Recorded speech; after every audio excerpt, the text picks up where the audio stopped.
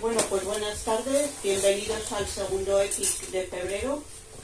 Gracias por estar aquí. Antes de presentar a nuestro invitado, quería deciros que, como sabéis, compañeros y compañeras de Podemos, hemos estado cogiendo firmas para la ILP antitaurina y ha sido un éxito. Es la ILP más votada de la historia de España. Hemos sacado 715.606 firmas. Esperemos que nos sirvan de algo. Y bueno, ya vamos a presentar a Marcos Gamboa. Yo tengo aquí la chuleta porque es que me parece increíble todas las cosas que hace.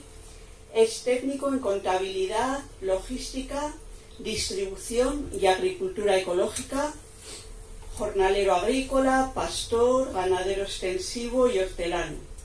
Investiga técnicas agrícolas ante el cambio climático, sostenibilidad de los modelos campesinos previos a la revolución verde y su adaptación en la actualidad, escala humana y territorial de los sistemas alimentarios, y es consultor de diseño integral de sistemas alimentarios, de economía rural y economía agraria, hojas de ruta agroecológicas, manejo de suelos, gestión de pastos, elaboración de abonos en base a estiércoles y vegetación endógena, diseños hidrológicos para pequeñas actividades agrarias y análisis del potencial productivo de actividades agropecuarias bajo criterios de economía circular.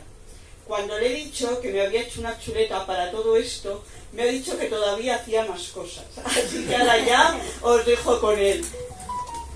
Bueno, muchas gracias. Bueno, primero gracias por la invitación. No, lo voy haciendo yo, sí, sin problema. Eso, primero gracias por la invitación.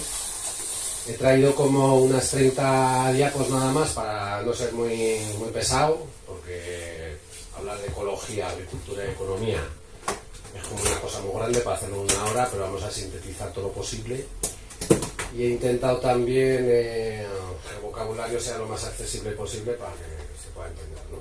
Entonces, la idea es un poco dejar claro, exponer la relación ineludible que hay entre la ecología, la agricultura y la economía. Cómo la agricultura depende de la ecología, ahora que tenemos procesos de cambio climático muy serios. Ayer llegué a Burgos a la noche, venía de Alicante, y cuando llegué a Burgos yo esperaba tener que ponerme el abrigo y demás, y no hacía tanto frío como se va a hacer en Burgos. Este invierno ya me han dicho que no ha sido tan frío. Burgos es una de las ciudades más frías del estado. Entonces, ¿cómo depende la agricultura de la ecología, de la conservación de ecosistemas, los cursos de agua, ¿no? La salud de ecosistemas, temas de temperatura también, y cómo influye la agricultura en la economía? Que la agricultura ha sido la base de la economía de todas las civilizaciones. De hecho, si os acordáis, bueno, no sé si sabéis el dato, pero en los años 50 del siglo pasado, la mitad de la población activa española se dedicaba a la agricultura. Ahora no llega a un 3%. Entonces, es un poco curioso cómo puede ser que el sector económico, porque se llama sector primario por algo, es el principal sector económico más importante de una economía sostenible, solo le trabaja un 3% de la población activa. Es por la industrialización, desde luego que sí, pero es un dato un poco jodido para una economía sostenible. Entonces, voy a intentar como presentar algunos conceptos muy básicos para entender y luego pues exponer algunas cosas, ¿no? Entonces empezamos, por ejemplo, con la definición de ecología. Ecología es la ciencia que estudia a los seres vivos como habitantes de un medio y las relaciones que mantienen entre sí y con el propio medio. Todos los seres vivos que hay en un territorio y cómo se relacionan entre sí. Y cuando hablamos de todos los seres vivos es desde la microbiología de suelos, para que os hagáis una idea de lo que puede representar en volumen la microbiología de suelos. En una cucharadita de café llena de tierra hay unos 10 millones de bacterias y no conocemos ni un 20% de esa vida todavía, o sea que es, entre comillas, incipiente ese estudio. Desde ahí hasta los grandes depredadores, ¿no? Entonces la ecología es una ciencia que estudia eso, porque hay muchas veces que cuando se habla de ecologismo o yo soy ecologista es alguien que se supone que quiere que se mantenga el medio natural, que no se contamine, que se proteja. La ecología es la ciencia que se encarga de investigar todas las relaciones de los seres vivos, ¿no? ¿Qué es un ecosistema? Es un conjunto de especies de un área determinada que interactúan entre ellas y con su ambiente abiótico. El ambiente abiótico, la palabra abiótico se refiere a los seres que no son considerados como seres vivos, pero por ejemplo variables como la luz, el pH de los suelos, la química orgánica, la orografía, el relieve del territorio, eso es lo abiótico, ¿no? Pero que influye mucho en un ecosistema. Mediante procesos como la depredación, el parasitismo, la competencia y la simbiosis. Aquí también, entre estas dos variables, hay un tema muy importante referido a la agricultura, porque hay gente que defiende que la naturaleza es todo cooperación, hay gente que defiende que la naturaleza es todo competencia, y se dan las dos cosas a la vez. Eso es una realidad. ¿Qué hace la agricultura, digamos, moderna, la agricultura intensiva? Competir. ¿Qué hacemos desde la agroecología? Cooperar y buscar lazos de simbiosis, ¿vale? Es la gran diferencia. Si vais a las malas hierbas, el agricultor que echa pesticidas, herbicidas, está eliminando algo que entiende que compite contra sus cultivos. Ya hay una parte de cierto, pero en el manejo, cuando tú matas todo lo demás, cuando eliminas la microbiología de suelos, estás eliminando todos los ciclos naturales que se dan para que una tierra sea fértil. ¿Vale? Cualquier momento que tengáis alguna duda, paráis, me preguntáis y ya está. Y con su ambiente al desintegrarse y volver a ser parte del ciclo de energía y de nutrientes. La economía circular es la naturaleza misma. Cuando un árbol deshoja las hojas y caen las hojas, esas hojas se quedan en el suelo, se degradan, la microbiología de suelos la transforma en nutrientes y eso da fertilidad al suelo y ese árbol vuelve a recuperar. Es igual que cuando una oveja tiene un parto, echa la placenta y se come la placenta para recuperar los nutrientes que ha perdido. Son ideas que tienen que ver con eso, ¿vale? Entonces, básicamente,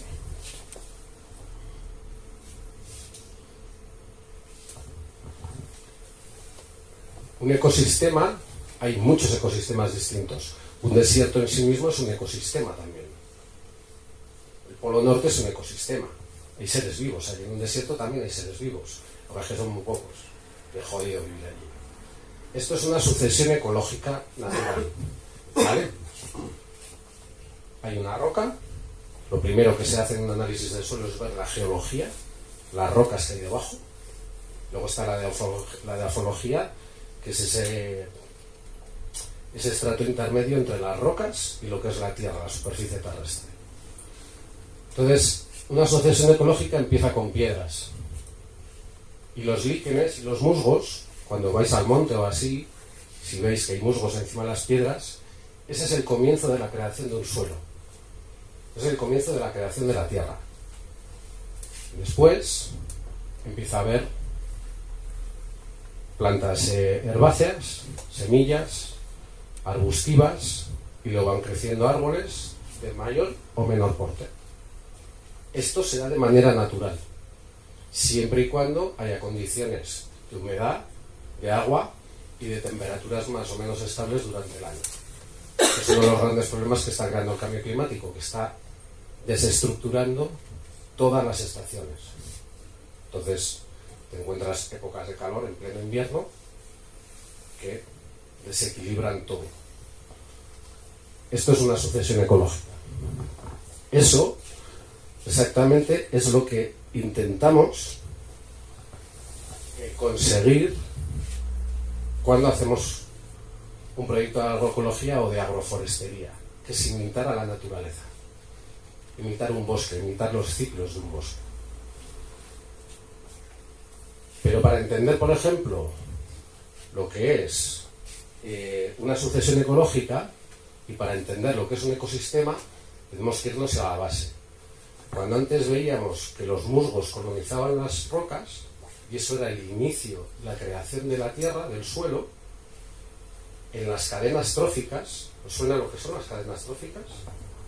¿Sí? ¿Sabéis qué es?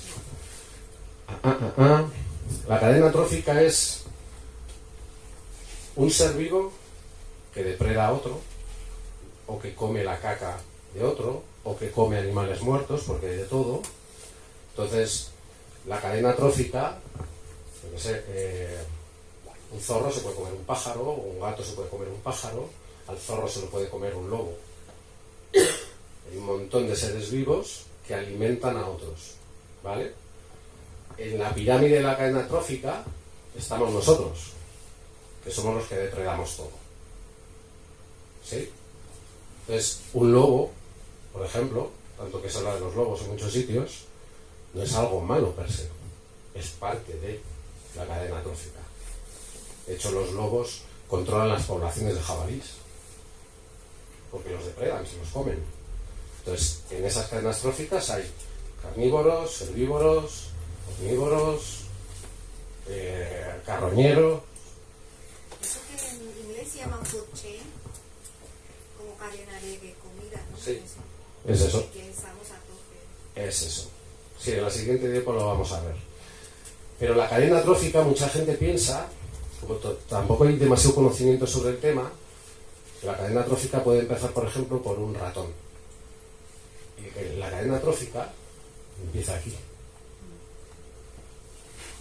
O sea, sin raíces y sin cobertura vegetal, sin verde, hay procesos de desertificación. Cuando hay procesos de desertificación, la mayor parte de la biodiversidad se elimina y se hace un lugar inhabitable, incluso para nosotros. En temperaturas de 50 grados no vives a gusto, es una cosa jodida. Entonces, el origen de una cadena trófica es la construcción de tierra, que hemos visto antes, con los musgos, pero el origen está aquí. Los microorganismos, toda la microbiología de suelos, vive aquí. Entonces la cadena trófica empieza aquí, con las plantas, que dejan materia orgánica y que dan alimentación a hongos, a bacterias, a nemátodos, a artrópodos, arañas, por ejemplo, las lombrices, protozoos, y luego ya vienen otro tipo de animales, como los pájaros, ¿sí? Entonces, unos se comen a otros. Los pájaros comen lombrices. Toda la microbiología de suelos, todos estos fungis y nemátodos se alimentan de esto. Los pesticidas cortan la raíz. ¿Dónde? Los pesticidas. Los pesticidas tiran mucho hacia aquí. Cuando tú eliminas la cobertura vegetal y estás metiendo un pesticida, lo que estás haciendo es joder la base del sistema. Desde el primer paso, prácticamente. Y cuando tú aras y tienes un suelo pelado, porque vas a cultivar patatas o tienes un campo de frutales, tienes todo pelado, porque para ti eso está sucio, que es otro de los conceptos que se suele tener, que es no, el campo tiene que estar limpio. Y limpio es absolutamente pelado. Si el principio de una cadena trófica son las raíces y la cobertura vegetal, y tú las eliminas la base de la cadena trófica. El resto no llega. Dime. Y entonces, ¿me lo has explicado ahora? ¿Cuál sería una buena alternativa a eso? Sí, vamos por partes. Vamos por partes. Sí, este va a ser una explicación muy cortita, pero como para aterrizar algunos conceptos, ¿vale? Entonces, aquí estamos en la cadena trófica. Si veis, este dibujo de cadena trófica, la base son las raíces. Y los vegetales, árboles, cactus, lo que sea. Estos permiten que vivan los consumidores primarios. Estos dan de comer a los consumidores secundarios, que también se alimentan de aquí. Y estos van a los terciarios. Y luego están los superdepredadores. O sea, la pirámide va de arriba a abajo. Si no tenemos la base, estos no tienen que comer. Y si nosotros no permitimos que exista esta base, nosotros tampoco tenemos que comer, porque nosotros estamos aquí arriba. Por eso los ecosistemas son los que nos dan de comer y los que nos permiten vivir.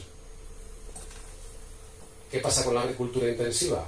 O con los excesos de laboreo, o con los pesticidas, herbicidas, que matas la base de la cadena trófica. Con el tiempo, tus suelos no producen, porque eliminas toda la fertilidad. ¿Qué hace la agroecología? Hacerle caso a la base. Y a partir de ahí vemos. ¿Entendéis un poco la diferencia? O sea, la agricultura intensiva, la ganadería intensiva compite, porque entiende que esto es malo, no lo quiere, porque es que aquí me ha salido una planta que yo no quiero porque yo tengo lechugas. No, ya. Pero es que estas plantas, que ahora lo veremos, te permiten tener la forma de energía más barata y eficiente que hay en el planeta. ¿Sabéis cuál es? La fotosíntesis. ¿Qué es la fotosíntesis? ¿Alguno sabe explicarlo un poco más o menos? Venga, animaros. ¿Eh? Una fotosintetizada. ¿Te animas? Bueno, que yo no tengo ese vocabulario que tienes tú tan... No. Pero bueno, lo que me acuerdo cuando estudiaba en el colegio, que las plantas cogen todo lo que es el dióxido de carbono a través de la energía solar y eso luego de alguna forma lo sintetizan y acaban saliendo oxígeno, que es el que nosotros necesitamos. Fija dióxido de carbono y expulsa oxígeno, ¿no? Pero fijaros, volvemos a lo de antes. O sea, para saber de agricultura, en realidad sostenible, el concepto sostenible está un poco bastante prostituido, ¿eh? Pero vamos a hacer el ejercicio de entender sostenibilidad como algo que se sostenga, ¿vale? No algo que aparece en un enunciado o en un titular, ¿no? Algo que se sostenga. La energía del sol es lo más accesible, gratuito y eficiente que tenemos. Sale solo, sale todos los días, eso no falla nunca, de momento. Ya veremos, no sé. De momento eso va bien. ¿Qué es un trozo, qué es una hoja verde? Es una placa solar.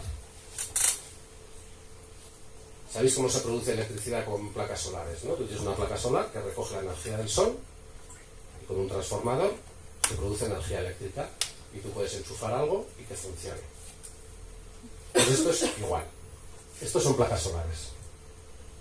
Cuantas más placas solares tienes, más energía metes. Y esta energía que viene del sol llega en formato de azúcares aquí. Porque la transición son que por medio de la planta esa energía se transforma en hidratos de carbono, eso se transforma en azúcares y esos azúcares los exudan, los sudan las raíces. ¿Quién come o quién utiliza esos azúcares como energía? Los microorganismos, la microbiología de suelos que hemos visto antes, los fungis, todos los hongos. ¿Qué hacen los hongos? Utilizan esa energía que baja en forma de azúcares, eso les da energía para trabajar, y lo que hacen es transformar toda la materia orgánica que hay en el suelo. Hojas, estiércol, restos de ramas, restos vegetales, restos de fruta, animales muertos, todo. Entonces hay una relación de simbiosis tremenda y súper efectiva entre la raíz de una planta y los microorganismos. La raíz de la planta exuda esos azúcares, los microorganismos se alimentan de ella y los microorganismos transforman la materia orgánica en nutrientes que las raíces asimilan para poder crecer. Es otra variable que implica la simbiosis, que implica la cooperación. Entonces nos pasamos de la competencia a la cooperación. Cuanta más materia orgánica tiene un suelo, más agua cosecha, o sea, más agua retiene. Cuanta más cobertura vegetal hay en un suelo, no hay erosión. ¿Sabéis los procesos de erosión? ¿Habéis visto la Dana de Valencia? ¿Habéis visto las fincas de los que tienen naranjas allí, que tienen capas de barro así, que ahora se ha solidificado y son como bloques de hormigón? Todo eso es porque monte arriba, a kilómetros y kilómetros de distancia, está todo pelado. Los grandes problemas de las deforestaciones, aparte de no realizar, cuando tú eliminas un árbol, el proceso de la fotosíntesis desaparece. Estamos perdiendo la energía más eficiente que tenemos. Nos la estamos cargando. Pero es que cuando quitas la cobertura vegetal y esto desaparece, el agua en un suelo descubierto corre como un tobogán. Y eso no lo para nadie. No lo para nadie. Y tenemos los ejemplos en Valencia, que tiene que ver con la parte urbana, con la parte de planificación urbanística, desde luego, pero el agua, lo que tenemos que hacer es retenerla desde la parte de arriba de las montañas. Si deforestamos, el agua baja como un tobogán. La mayor parte del agua, en realidad, va por el subsuelo. La mayor parte del agua que vemos cuando llueve se infiltra en un suelo que esté con un buen índice de materia orgánica y baja. Y en la parte de arriba de las montañas, cuando el agua se infiltra, se mete por la geología, baja por las rocas y aparecen las laderas en los fondos de valle meses después. Meses después. Los manantiales que se están secando en muchas partes del país en los últimos años son manantiales de fondos de valle que antes funcionaban porque había bosques y vegetación que permitían que el agua se infiltrara. Si no se infiltra y el agua corre por la ladera, hay inundaciones y lo que pasa también es que no hay manantiales. Hay un estudio en Perú, he estudiado toda la parte hidrológica de los incas, de los romanos, de los árabes en el Al-Ándalus, en Andalucía y en Perú. Y hay estudios en los que ponían en las partes de arriba de las montañas, cuando llovía, ponían algún colorante al agua para ver cuándo salía en los fondos de valle, en los manantiales después. Y puede pasar hasta 7 meses. ¿Qué pasa? Que cuando llueve en invierno, si haces eso, en verano, tienes los manantiales, es cuando necesitas agua para regar, que es cuando no llueve. Si eliminas eso, no tienes agua para regar en verano. Entonces, haceros una idea de lo importante que es, no la ecología, que es una ciencia que lo estudia, sino el mantenimiento de los ecosistemas. ¿Sí? ¿Queda más o menos claro?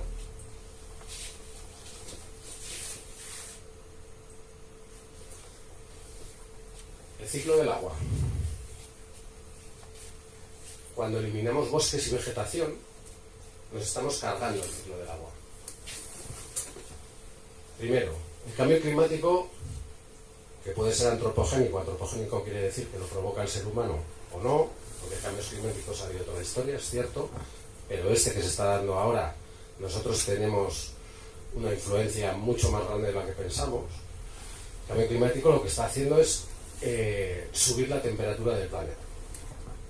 En invierno cada vez hace menos frío, en verano cada vez hace menos calor, y si veis noticias por ahí, pero si no podéis ir a veros a los hieleros que había por los Pirineos y demás, se está descongelando los glaciares, cada vez nieva menos, y la nieve es algo fundamental para la Tierra. ¿Por qué? Porque cuando hace frío en invierno y nieva, este agua, en forma sólida, aguanta mucho tiempo aquí arriba.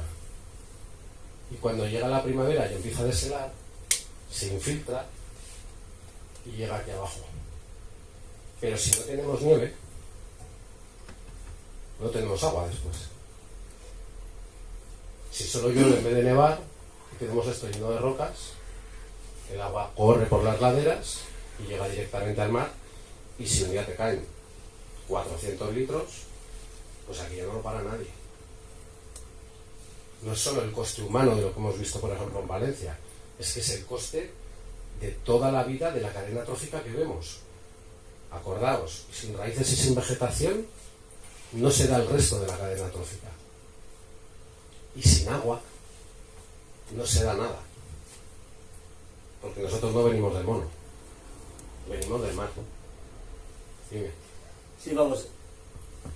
Ha citado una palabreja que hace 10 años, no, más bien 15, no me sonaba, y es antropoceno. Antropoceno es un concepto que incluso a nivel científico todavía no está, no hay mucha, digamos... no está aceptado en todo. Que no está aceptado a nivel como época geológica. Es que es un poco distinto. Es un debate muy interesante, Es un poco distinto. porque hay ecologistas, yo asistí a un debate de ecologistas en acción que planteaban la cuestión esta.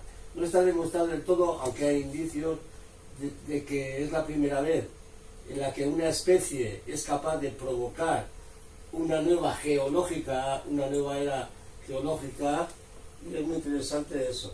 Hay Sí. evidencias, pero todavía no hay, digamos, Sí, bueno. científicas, pero bueno. Bueno, que nosotros tenemos un... Cuando tú deforestas selvas enteras, cuando tú sobreexplotas acuíferos, tú tienes un impacto innegable en eso. Otra cosa es que puedas decir, estamos cambiando la era geológica. Bueno, pero la evidencia es que tenemos los suelos degradados, tenemos las montañas deforestadas, tenemos los acuíferos sobreexplotados. Perdona, que le quiero dar un poco de... En un momentito te digo. Es que el tema del ciclo del agua es muy importante, porque es que, os decía antes, venimos del mar. 3/4 partes de nosotros es agua. O sea, tú puedes sobrevivir sin comer, yo qué sé, una semana, 2 semanas, 3 semanas, un mes, no lo sé, lo que sea. Pero sin agua, ¿cuánto tiempo aguantas? 3 días. Entonces, si el sol es la forma de energía más eficiente que tenemos, sin agua, chao. Chao. Entonces, el ciclo del agua hay que saber cómo poder seguir manteniéndolo, ¿no? Y ahí, bosques, vegetación, es fundamental, porque el agua, cuando llueve, lo recogen, pero con la evaporación vuelve a subir y se crean nubes. Es una manera muy básica de explicarlo, pero para que se entienda un poco, porque tiene que ver mucho con la orografía, con los sistemas montañosos que paran nubes, que dejan pasar, que no, frío, calor. Hay muchas variables hay que tener en cuenta. La explicación es bastante básica, pero la idea es fundamentalmente eso. O sea, sin agua estamos jodidos y jodidas, y sin agua no cultivamos. Estuve en 2023 en Málaga investigando temas de cambio climático en la Sarquía malagueña, que es donde producen aguacates y mangos, y allí ya, y no es en la única zona de la costa mediterránea, porque la costa mediterránea española ahora mismo es una olla a presión, porque el Mediterráneo ahora mismo es una bomba de calor, está subiendo la temperatura del Mediterráneo. Entonces, se han sobreexplotado tanto los acuíferos, cada vez se pincha más profundo para sacar agua, que el nivel del mar ya está entrando dentro de los acuíferos, porque ya están metiendo los pozos por debajo del nivel del mar, y el agua se nivela sola y entra por todos los lados, como un vaso comunicante. Entonces está entrando agua de mar a los pozos, y tú con agua de mar no puedes regar, porque deshidratas el suelo entero. Pero desalar energéticamente, se invierte más energía en desalar que lo que te consigues. Es la TRE, con los temas de energía y del petróleo y demás, que hasta hace 25 o 30 años se utilizaba un barril de petróleo para extraer 100 barriles de petróleo, y ahora está en 1,8 o una cosa así. Entonces va ahí en declive también. Claro, el tema de la energía es muy importante. La energía te lo explica todo. Si tú estás generando hidrógeno verde, este tipo de cosas, ¿no? Si tú, para conseguir energía, una unidad de energía o 2 unidades de energía, inviertes 3, La trampa de hidrógeno esa. las cuentas no salen. Yo qué sé, si tú tienes en cuenta del banco, tienes 10 euros, sacas 10 euros, o sea, sacas 10 y no metes dinero, no tienes más dinero. Y si quieres sacar más de lo que tienes, estás generando una deuda. Esto es importante. Si tú tienes 1.000 euros en el banco y necesitas 1.500 porque te apetece comprarte algo que es más caro o algo que en realidad igual ni necesitas, tú tienes que pedir un crédito al banco. Generas una deuda que debes. Y con el tiempo la puedes pagar. Sigues trabajando para pagar una deuda. Pero estas deudas que estamos dejando, se las estamos dejando a las generaciones posteriores, y a ver cómo pagas esto. Porque esto con dinero no se arregla. Los créditos de carbono, cuando oigáis hablar de créditos de carbono, simplemente un país paga a otro para poder contaminar. Pero, ¿cómo pagas tú con dinero el rompimiento de la capa de ozono? Eso no se arregla con dinero. ¿Cómo un suelo agrícola puede regenerarlo con dinero? Sí. ¿Cómo el cambio climático lo arreglas con dinero? ¿No? Tienes que arreglar aquí. ¿Sí?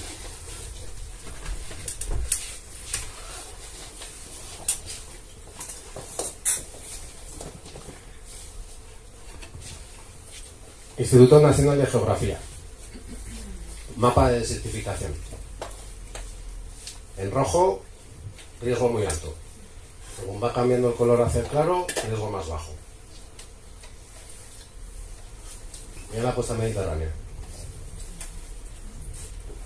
Entera. O Canarias, un tema ahí muy serio también.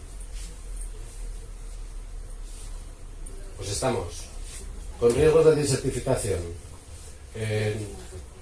muy altos en un tercio de la península,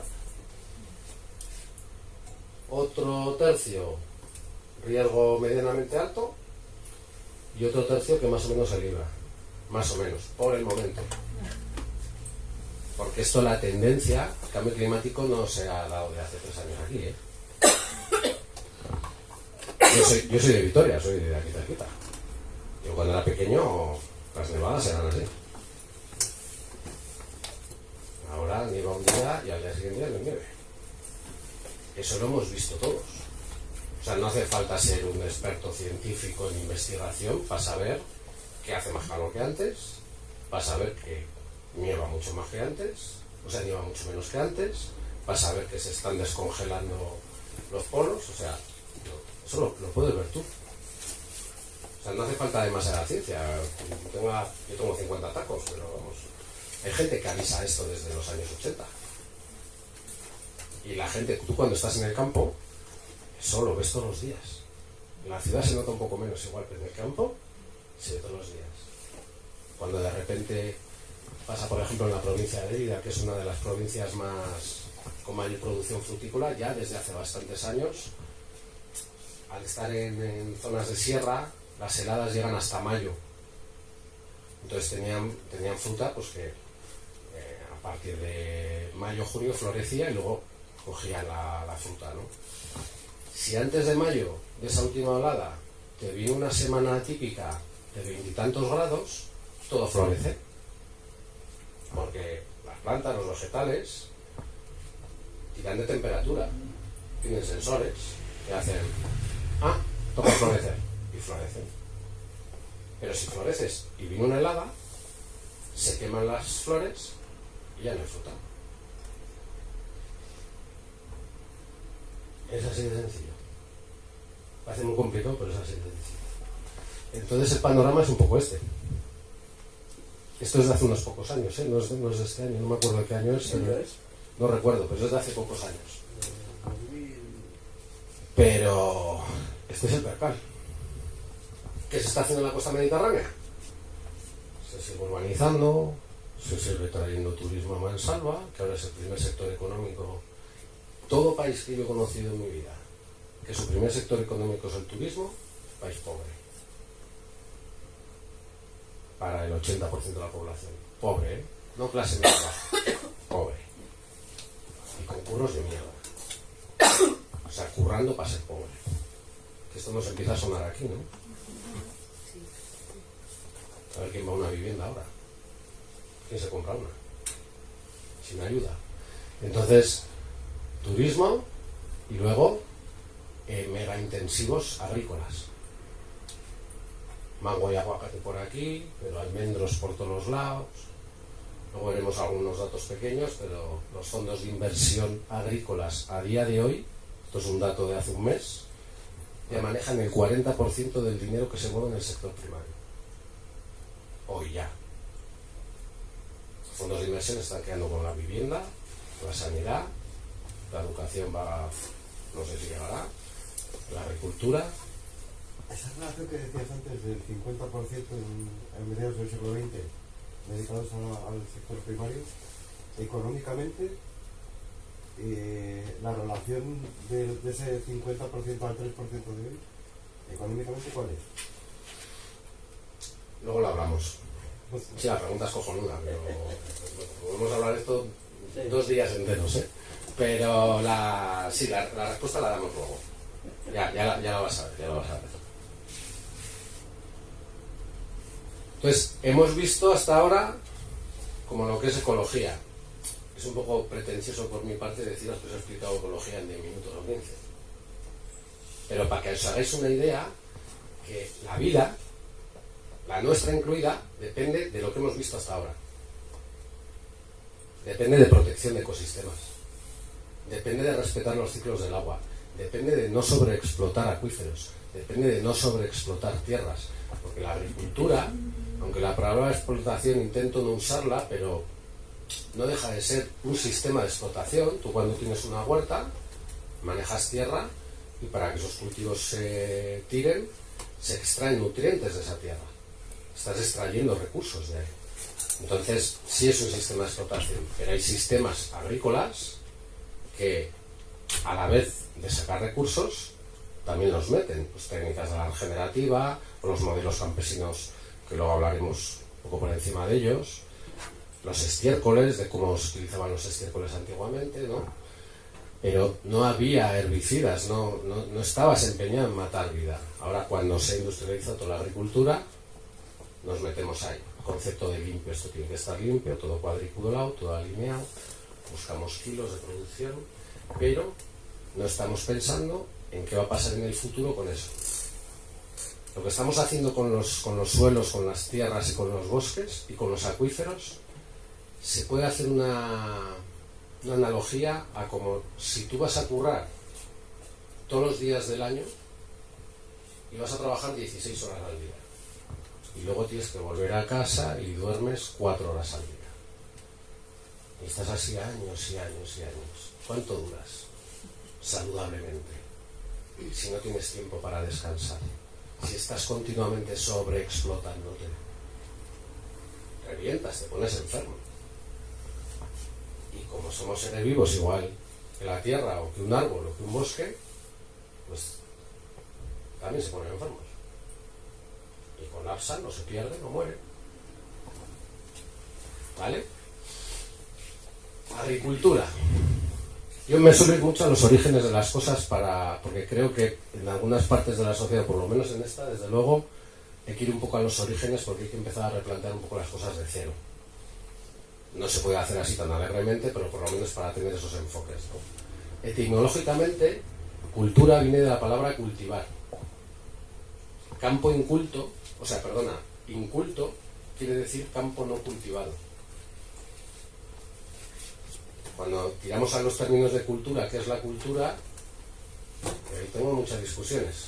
Con gente de la academia, por ejemplo, muchas. La cultura es que yo en el despacho. Cultura, campo no cultivado. Inculto, campo no cultivado. La cultura viene de la palabra cultivar. Y cultivar viene de la palabra cuidar.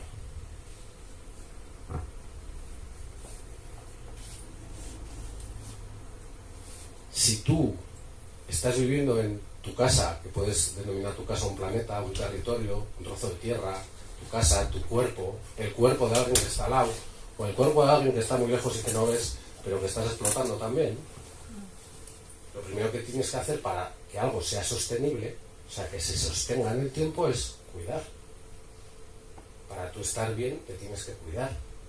Para que los demás estén bien, o las cosas que haces en tu día a día se mantengan bien, tienes que cuidarlas. Me da igual que sea un coche, que un árbol, que tu cuerpo, que lo que sea. Entonces, yo para mí, y esto es algo personal, mi opinión es que esto tiene un sentido, una dirección, y tiene unas prioridades. Para mí lo primero es cuidar, luego cultivar, y eso nos puede generar otro tipo de cultura. Tenemos una cultura de explotación y sobreexplotación. Y para tener otro tipo de cultura, si os vais a las teorías feministas, esto aparecen todas. Y a las mujeres, yo creo que pocas cosas puedo explicar sobre lo que son cuidados, explotación o trabajos invisibles, ¿no? ¿Qué es la agricultura entonces? La cultura de cuidado de la tierra. ¿Por qué? Porque es la que te parió. Dependes de ella.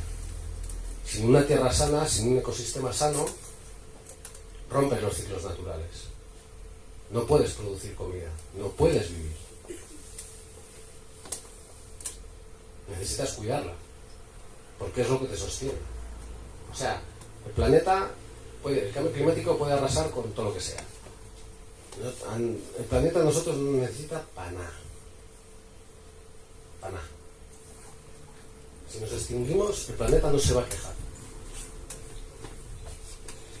Hay que salir un poco este ego humano en el que estamos de nosotros controlamos todo y dominamos todo. Es un error enorme de comprensión de dónde vivimos.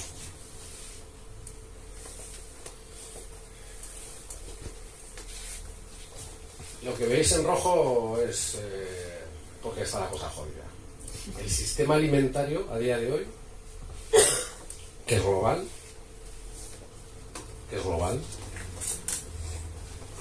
está basado en petróleo y gas. Las guerras y los genocidios, separemos conceptos, se dan por recursos. Toda la historia de la humanidad se andó por recursos, pero toda la historia de los seres vivos se andó por recursos. Antes veíamos, hay simbiosis en la ecología, estudia, hay simbiosis y hay competición. Existen las dos, existen. Las que se supone que nosotros tenemos un cerebro racional para poder decidir cuál de las dos elegimos. Pero los seres vivos también compiten por un recurso de agua o por el alimento. Las guerras siempre se han dado por recursos, por el agua, por tierra, ahora puede ser por minerales, por minería, por un montón de cosas, ¿no? Sector primario industrializado.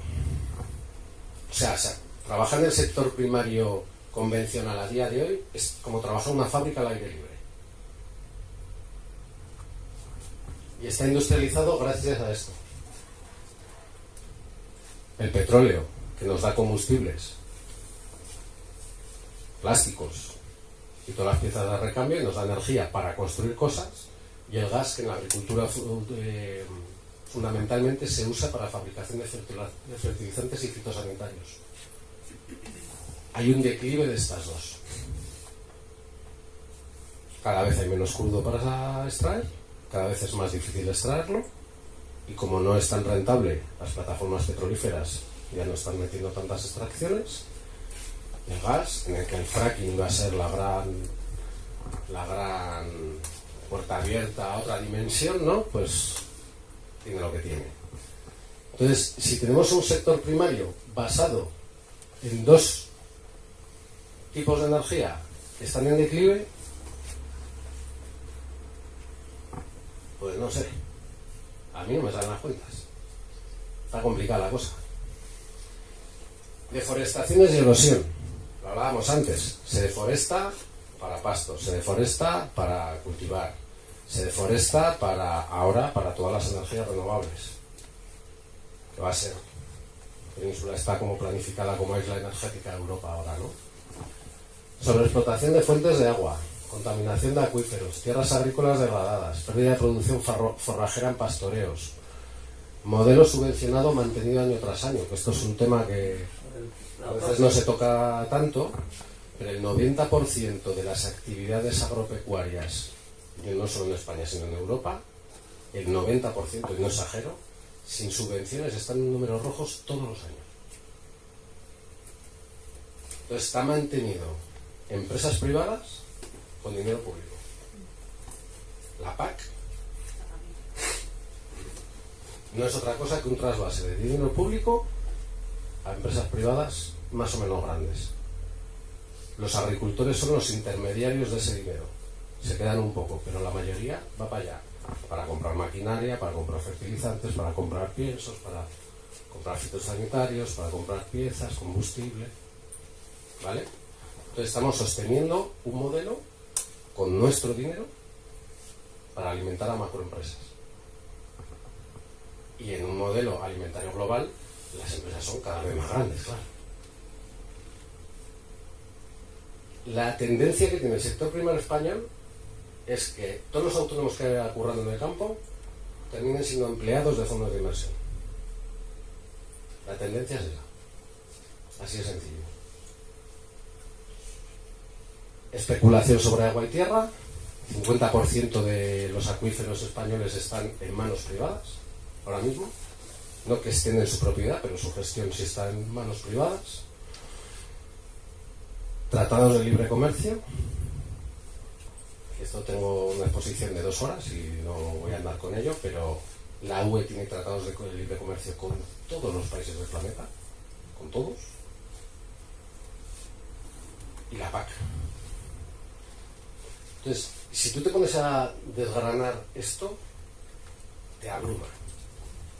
Y por eso no lo voy a desgranar. Os voy a presentar un poco el escenario y luego vamos a ver cosas buenas, ¿eh? Algo Sí. que podamos hacer positivo. Sí. Si no, Sí, pero ahora me va a poner un poco apocalíptico, ¿eh? vale. ¿Sabéis qué es esto? ¿Os suena? ¿Os suena la curva de Séneca? Séneca hizo esta curva prediciendo ¿Prediciendo? ¿Está bien dicho? Sí, ¿no? Sí. El declive del Imperio Romano. Toda civilización en la historia que se ha pasado de escala, de volumen, toda, la escala es fundamental en casi todo, toda civilización que se ha pasado de escala ha llegado aquí y le ha pasado esto. Y ahora hay indicios de que vamos por ese camino. Ojo, no se va a acabar el mundo mañana, dentro de 10 años nos vamos a extinguir, no. Pero que hay tendencias que indican que la cosa se está poniendo jodida,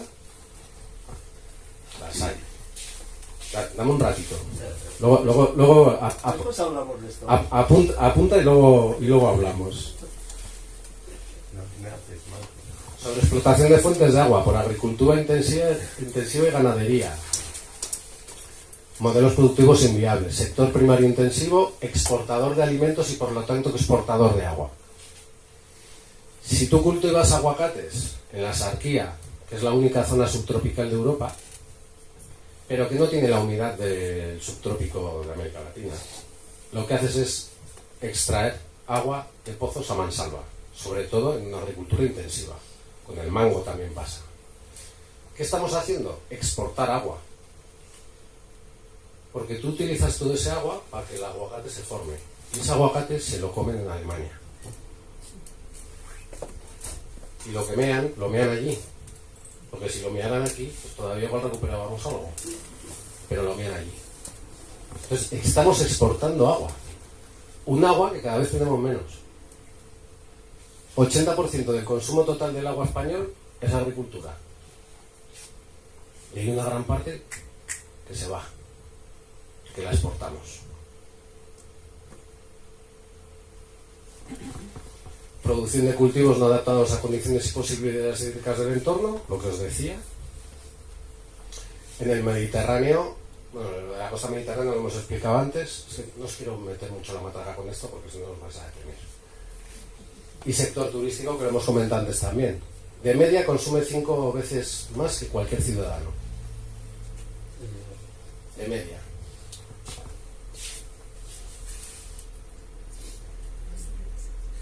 Deforestaciones y erosión. ¿Para qué se deforesta? Aprovechamientos madereros insostenibles. Eucalipto, por ejemplo, en Galicia. Los barcos de Ikea llegan a Galicia, cargan el eucalipto, que a veces el eucalipto no deja crecer nada más y crea procesos de erosión, porque cuando llueve aquello se lava. Los barcos de Ikea llegan a Galicia, cargan la madera, la montan en Suecia, vienen aquí, la compramos y encima te la tienes que montar tú. ¿Vale? ¿Deforestaciones para qué? Para proyectos urbanísticos. Esto se da desde hace décadas. Por incendios, por falta de efectivos para prevención. Política de derechas clásica, Castilla y León, ¿algo sabéis de esto? ¿No? ¿Me suena? Sí, sí. De hecho, yo de pequeño siempre me decían Burgos, ciudad de curas y militares. Sí. Y Vitoria no era muy distinto, ¿eh? Pero lo digo de verdad. Desaparición de las pastores y su gestión pastoril. Yo soy fan de esto. Pastores y campesinos, os voy a defender siempre. Y por incendios provocados para admisibilidad de pastos, ganadería extensiva, agricultura y para implantación de energías renovables. ¿Y qué hemos dicho antes de las deforestaciones? Que jode el ciclo del agua, que elimina la energía de la fotosíntesis, la erosión que produce toda esa erosión que hablábamos, que se pierde la tierra fértil y se acumula en los fondos de valle y crea, por ejemplo, inundaciones. Pues es por las deforestaciones, por los agentes químicos de síntesis, la falta de cobertura verde en suelos, de la agricultura moderna, exceso de labor y compactación, métodos de cultivo a favores de pendiente en zonas de orografía complicada, y esta que es muy básica, la desintegración del binomio agricultura-ganadería, que siempre está integrado, porque el estiércol es lo que te permite producir más. O sea, una producción sin estiércol, otra con estiércol, las diferencias son evidentes. ¿Qué pasa? Que el estiércol se sustituyó por la fertilización de síntesis química, con petróleo y gas. Pero el estiércol, cuando a la gente habla, es que la ganadería habría que eliminarla, ¿no? O tal. Chichi.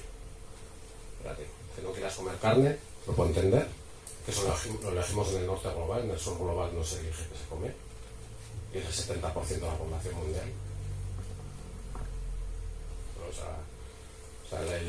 Las vías veganas, que a mí me parecen necesarias, porque en un escenario de exceso de consumo de carne hay que tirar del otro extremo, y también tiene una parte filosófica muy importante que hay que entender. Pero sin estiércol y sin fertilizantes de síntesis química, ojo con la producción, ¿eh? Ahí se nos complica la cosa. Entonces, recuperar el binomio agricultura-ganadería, mezclar agricultura-ganadería, sería muy buena idea. Muy buena idea. Esto lo he explicado antes. Esto es un problema, ¿no? Económicamente es un problema. Monetariamente, digamos. Es que te vas a las escuelas agrarias y lo que te enseñan es irte a este modelo. No hay otra cosa. No te enseñan otra cosa. Yo me he tenido que formar en otros lugares. Y como yo, mucha otra gente, ¿eh? La parte educativa está igual que la administrativa. Las superficies mínimas y requisitos para emprender son demasiado altas y obligan a entrar en un modelo que no funciona. Porque aparte de la parte económica, degeneramos suelos, tierras, acuíferos, o sea, todo mal. Y las alternativas para pequeñas actividades en venta directa y cercana son muy escasas y se encuentran con muchas trabas.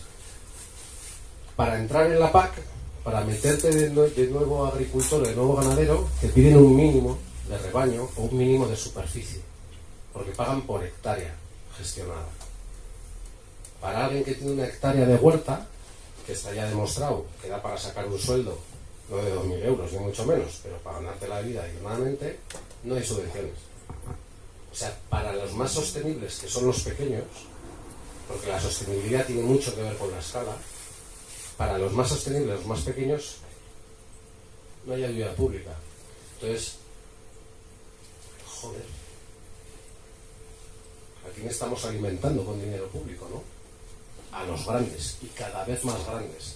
Y el empresario agrícola o ganadero que ahora se piense que es grande, porque es mediano, de aquí a unos años se lo va a comer uno más grande. El capitalismo tiene una cadena trófica muy jodida, ¿eh? Especulación sobre agua y tierra, 50% del agua del Estado está en gestión privada. Desde hace unos pocos años el agua cotiza en bolsa. Es un dato. Cotiza en bolsa y por lo tanto se puede especular con ella. O sea, estás especulando directamente con la vida. Las energías renovables en la península ibérica están a todo trapo. La tierra y los recursos siempre han sido el origen de todas las guerras. ¿Qué la tenemos? 8 y 10. Hemos empezado tardillo, ¿no? Objetivos del modelo productivo actual. Toneladas, kilos de producción. Cuantos más kilos, mejor. Dinero. Mucha facturación. La parte contable de este modelo es acojonante, porque parece que no tiene en cuenta algo como sumar y restar. Tú puedes facturar mucho, pero igual tú facturas el doble que yo y yo gano más dinero que tú. Porque el asunto no es cuánto facturas, el asunto es cuánto te gastas. Y la diferencia que es factura menos costos. Eso de los visibles en dinero. Ahora están los invisibles. La fertilidad del suelo. Si la pierdes, ¿eso cómo se traduce a dinero? Si sobreexplotas un acuífero y dejas sin agua durante 2 meses a un pueblo entero, con niños en casa, ¿eso cuánto se paga? ¿Los trabajos invisibles de las mujeres en casa? Eso puede... ¿En qué libro contable aparece eso? Las teorías feministas para enfocar a la agricultura son de libro, porque es que van parejas y tienen que ver con lo que hablábamos antes: cuidar, cultivar y cultura. Bueno, perdón. Crecimiento infinito. Luego aparecerá la teoría del decrecimiento. Crecimiento. De 9 límites biofísicos del planeta nos hemos pasado 6. Y el 7º anda ahí, cerquita, que es la acidificación de los océanos. Eliminas la acidificación de un océano, lo que implica es eliminar la mayor parte de biodiversidad del mar. Resumiendo básicamente. Y colonización. Porque el norte global tenemos lo que tenemos gracias a que colonizamos territorios que están muy lejos y que se siguen muriendo de hambre. 1/4 parte de toda la producción alimentaria mundial se tira. Y la tiramos nosotros, ¿eh? Igual yo no, tú no, pero nuestra sociedad. Y formamos parte de ella, nos gusta o no. Se tira y se sigue muriendo gente de hambre. El problema no es de producción, el problema es de distribución. Consecuencias de ese modelo: agotamiento de recursos, concentración de poder, cada vez en menos manos, subdesarrollo. Cuando hay concentración de poder en unas manos, hay otra parte que está pobre por el subdesarrollo. Destrucción de ecosistemas y el cambio climático, que podrá ser más o menos antropogénico, pero que algo tenemos que ver. Desde luego, bien las cosas lo estamos haciendo. Antes os hablaba del crecimiento. ¿Os suena esto, la teoría del decrecimiento de Latouche? ¿Habéis oído hablar del decrecimiento? Bastante, demasiado. Demasiado. no sé si es demasiado. No debate ahí también. Sí, Esa un poco. Sí, porque se malinterpreta el concepto. Sí. Se alude a como que el decrecimiento es pobreza. No, ya, aparte de eso. El decrecimiento tiene que ver con tu modo de vida. Necesitas que no. Tiene bastante que ver con eso. No lo va a contar entero, pero bueno, reevaluar valores individualistas y consumistas. Aquí está el tema del consumo, nuestra necesidad de consumir. No hay droga más dura en la actualidad que esa. O sea, prefiero engancharme a la heroína casi. Sí, o sea, el consumo es acojonante. Y toda la parte digital de eso, en la que tú coges, te metes en Google y en 5 minutos puedes comprar cualquier cosa de cualquier lugar. Eso es inviable. Y eso es una droga dura. Cuando tú no estás bien y no tienes lo que necesitas, a nivel, digamos, puede ser emocional o relacional o social, eso es chute en vena. ¿Y sabéis qué pasa? Es como la Coca-Cola. Que te la metes y te mete un chute bueno, pero luego al rato te vas para abajo. Es como un fertilizante de síntesis química, que te mete un chute de crecimiento, pero luego pide más. Pues con el consumo, vía internet pasa lo mismo. Tú lo compras y cuando ya lo has comprado, ¿para qué? Pues a comprar más. Ojo, droga dura eso. Reconceptualizar el estilo de vida actual, reestructurar sistemas de producción, relaciones sociales. Estudialo, tenedlo en cuenta, échale un ojito a eso, es importante. Tenéis un Mucho montón. tomate eso. Mucho tomate. Tiene mucho tomate. Tomate. Pero las teorías del decrecimiento, ¿sabes por qué aparecen? Porque hay un exceso del otro lado. Claro. Cuando hay un exceso de algo, Claro, aparece algo del otro lado para compensarlo. De escasez que se... Sí. Claro. ¿Por qué, por ejemplo, el feminismo tiene tanta presencia ahora? Porque viene para contrarrestar algo.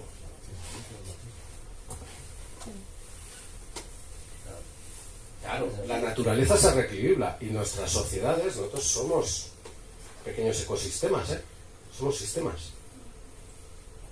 Cuando hay una exageración de un sitio, hay gente que tira del otro para equilibrar.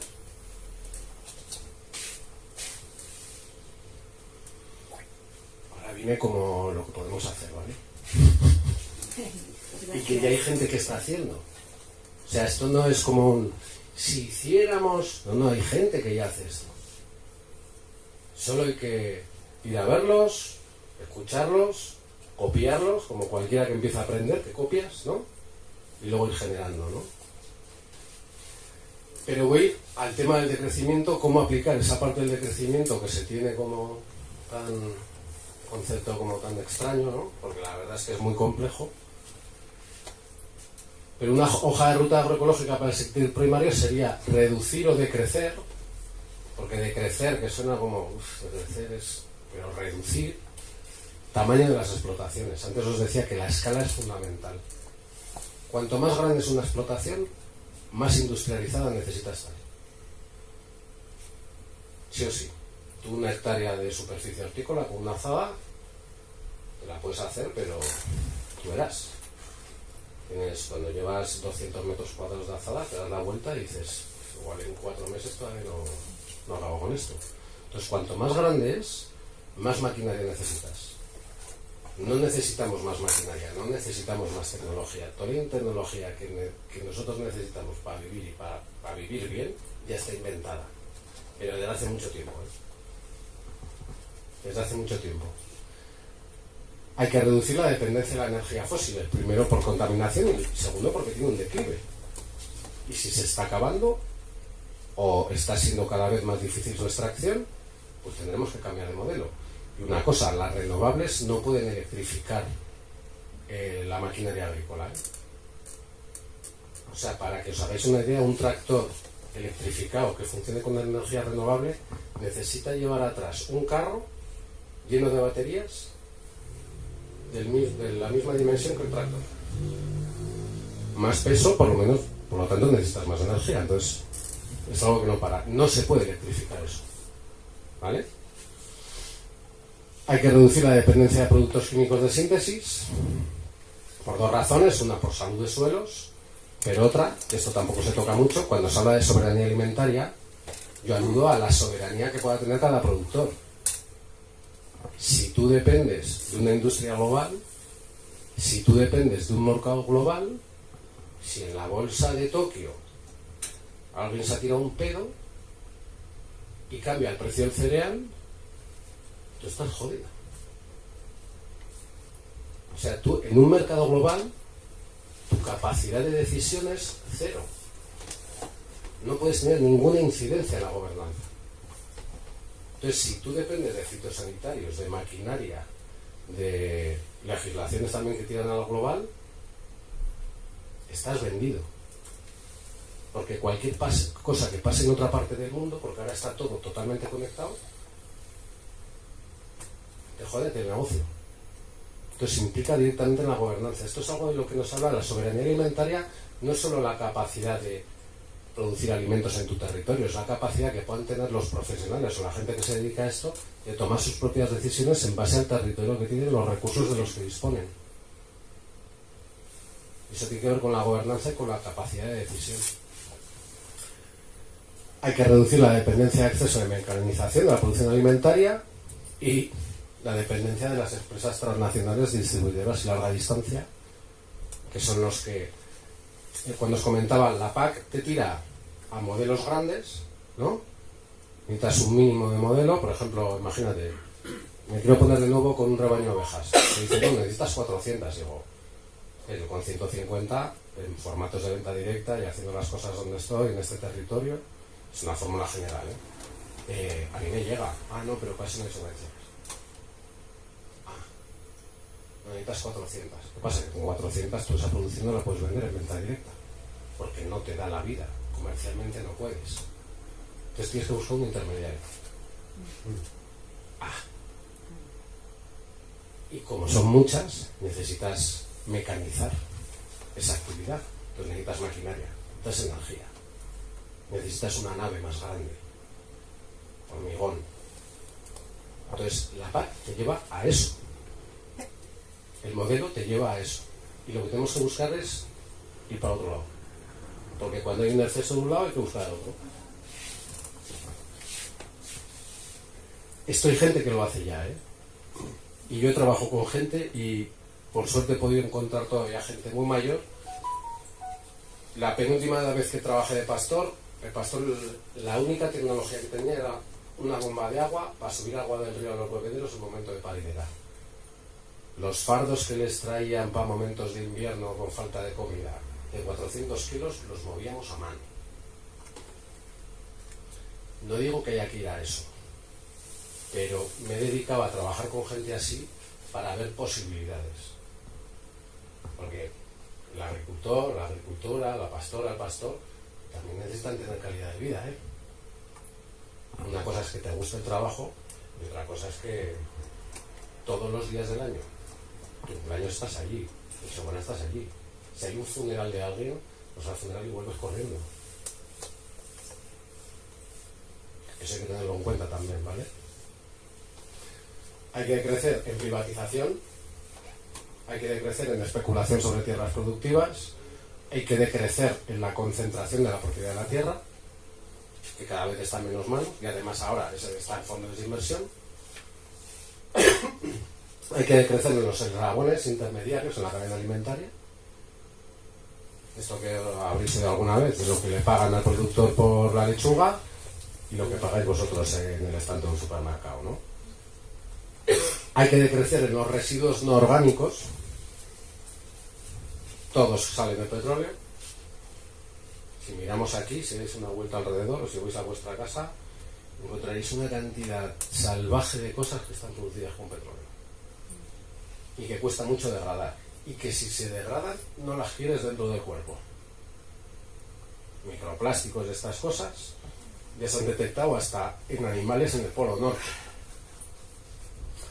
Y hay que decrecer en las dependencias de la PAC y otras vías de subvención, o por lo menos cambiar la PAC de otra manera, ¿no?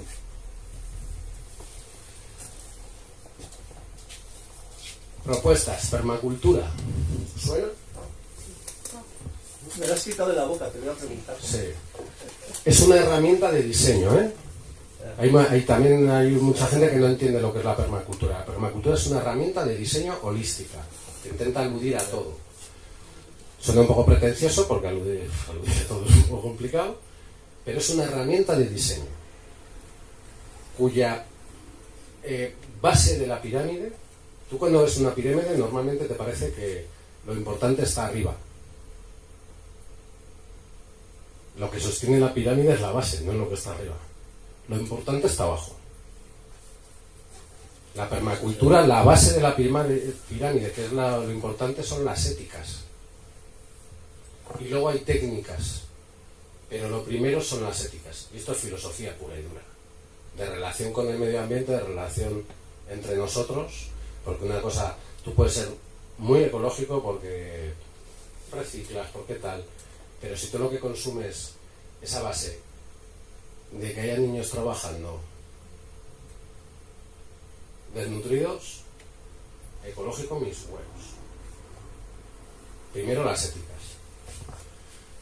La permacultura como una herramienta de diseño. La agroecología como un modelo de producción. Si hemos hablado antes de que dependemos de la ecología, de los ecosistemas, ecología es una ciencia, dependemos de los ecosistemas, la agroecología es en teoría lo que necesitamos para poder sostener, ¿no?, la producción alimentaria. Y luego yo uso muchas técnicas de agricultura regenerativa, pero no solo la regenerativa. Uso muchas técnicas que mezclo, técnicas de la regenerativa, pero también con todas las técnicas que se usaban en cada territorio previos a la Revolución Verde, cuando había campesinos todavía, cuando la mayoría de la gente eran campesinos y se trabajaba de manera muy sostenible. El campesino es el más sostenible que hay. No existe otro más sostenible. Bueno, si nos vamos a los recolectores y cazadores, más, pero no sé si duraríamos mucho en ese formato ahora. Si te vas a los campesinos, son los más sostenibles. ¿Por qué? ¿Era perfecto el asunto? No era perfecto, era simplemente no tenían acceso a petróleo. No tenían acceso a transportes de larga distancia. No tenían coche. En el mejor de los casos tenían una bici y un caballo. Entonces, esa gente trabajaba en base a los recursos del territorio porque no le quedaba de otra. Y eso es lo que estamos buscando. Entonces yo por eso me fijo tanto en los modelos campesinos y me he fijado tanto e intento recuperar esos modelos campesinos adaptándonos a la vida actual. Porque la vida en el rural en los años 50 no sé si la aguantaríamos alguno, ¿eh? No. O sea, eso es. Entonces, no es idealizar aquello, pero en cuanto a la sostenibilidad de recursos del territorio, no hay mejor ejemplo que ese. Y es base de la agricultura. Y lo mismo pasa con el pastoreo. Yo uso a André Boissin, del pastoreo racional Boissin, que era un francés, que tenía muchas investigaciones de gestión de pastos muy, muy interesantes. Y aludo al modelo campesino y al modelo pastoril.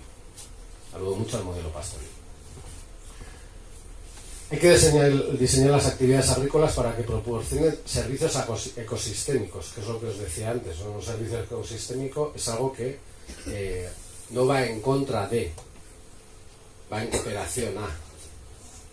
Estamos en un territorio, tenemos una serie de recursos y tenemos que intentar mantenerlos y gestionarlos. Si quieres sobreexplotar esos recursos, lo que estás generando es una deuda que igual no puedes volver a recuperar. Relocalizar producción, distribución y comercio, esto lo hemos oído hasta en la sopa, incluso desde las administraciones públicas, pero no termina de meterse dinero en ello. Cultivos de animales adaptados o adaptables a cada bioregión climática y sus recursos finitos. Las fronteras políticas, una provincia, una comunidad autónoma, no determinan una región climática. Ni siquiera determinan una región cultural. Si te vas a Asturias y te vas al oeste, ya llegando a Galicia, ahí se habla la fala. Es una mezcla de gallego y asturiano que no sabe muy bien qué es. Y ahí hay una frontera política. pero la frontera cultural ahí no está. Y a nivel climático hay que ir por zonas climáticas. No tiene que ver con comunidades autónomas o provincias. Hay zonas climáticas, ¿vale? Territorios, valles, orografía, cuencas hidrográficas sobre todo. Esto es lo que le vuelve loca a la gente, sustituyendo maquinaria por mano de obra para la creación de empleo digno en el sector primario. Cuando digo mano de obra en el sector primario, la gente se piensa en un inmigrante mal pagado o esclavizado, o en volver a estos modelos del campesino de los años 50-60, jodido el día entero y reventado. Y no es eso. No es eso. Hay maneras y hay técnicas y hay planes y diseños que permiten tener una actividad física que se le viene bien a cualquiera sin reventarte el cuerpo, entendiendo que es un trabajo que tiene una actividad física implícita, pero lo mismo que la construcción, la siderurgia o la hostelería o un montón de trabajos, Y antes que meterme en siderurgia prefiero hacer actividad física al aire libre. Paso por ahí y no os la recomiendo, O sea, no cojáis esto como ya, tenemos que volver a deslomarnos. No hay que deslomarse, ¿vale? Hay otras maneras de hacer las cosas. Voy un poco rápido porque quiero dar un rato para que luego podamos hablar. Economía circular. Economía circular, ¿sabéis lo que es? Más o menos. Los fondos de inversión saben de economía circular, mucho. Y el poder sabe de economía circular. Dice, yo pongo, pero luego me vuelve a mí. Pues tenemos que aprender a hacer eso. Mediante la integración de agricultura y ganadería, agroforestería y silvopastoreo. Agroforestería son sistemas forestales que mezclan diversas especies arbóreas, unas para madera, otras para fruta, deportes más o menos bajos, ¿no? Los bosques comestibles, igual os suenan. No me Claro, dale. Venga. Gracias. A ti. Y reaprovechamiento máximo de subproductos excedentes del sector primario y residuos orgánicos. Los que salen de restauración, los que salen de los comedores escolares, ¿vale? Fundamental, diseños y planificaciones basadas en potencial y condiciones de cada bioregión y cada cuenca hidrográfica, lo que aludíamos antes. Tú tienes una serie de recursos y tienes que explotarlos a la vez que los regeneras. Y suena como muy raro y complicado, pero no es nada difícil. Cada vez que alguien me pregunta, hostia, esto técnicamente es complicado, digo, la parte técnica es lo que menos me preocupa. Porque esto ya lo hacían hace 70 años aquí. No vamos a inventar nada. Donde hay dificultades en la parte política, en la parte de la administración pública y en la parte social también, ojo, que hay un montón de mitos metidos en la cabeza, el concepto de limpio, las malas hierbas, hay un montón de mitos. La sulfatadora es una mochila en la cual puedes meter cualquier cosa, pero se llama sulfatadora por el impacto del sulfato de cobre que se ha usado tanto y tanto, le ha cambiado el nombre a la mochila. Y ahora se llama sulfatadora, cuando en la mochila tú puedes meter agua con caca y fertilizas igual, ¿vale? Enfoques productivos de conservación, regeneración y aprovechamiento. Yo cambio la palabra explotación por aprovechamiento. La explotación no suena muy bien en principio, ni de humanos, ni de tierra, ni de cualquier ser vivo. Se pueden hacer estas tres cosas a la vez y producir. Porque ya hay ejemplos, no estamos hablando de un posible futuro, Estamos hablando de cosas que ya se hacen y de cosas que se hacían hace 70 años. O sea, es que parece que se nos ha olvidado. Y luego, hace poco vi asbestas, que me lo habían recomendado 800.000 veces, pero cuando me contaron de qué iba dije, pues yo creo que ya sé de qué va el tema, ¿no? Porque no va muy desencaminada la peli, la verdad.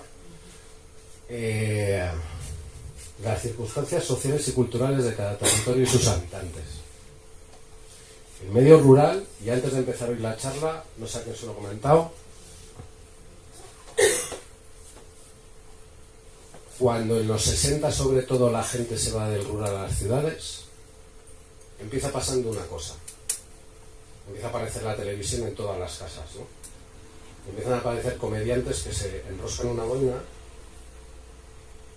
y escenifican al del pueblo como si fuera idiota. Eso degrada. Años después, con la aparición de los supermercados, empiezas a desconectarte cada vez más del pueblo y de la producción alimentaria, de quien produce alimentos. Porque tú ya vas al supermercado, compras, no sabes ni de dónde vienen, supones que vienen de donde siempre, pero no lo sabes porque estás a otra cosa. Lógicamente, porque en tu vida no te da tiempo para saber eso. Ya tienes el trabajo, otros dos, los niños, las extraescolares, el coche, hoy no aparco, hoy no puedo, tal, ¿no? Este rollo que lleváis todavía en la ciudad.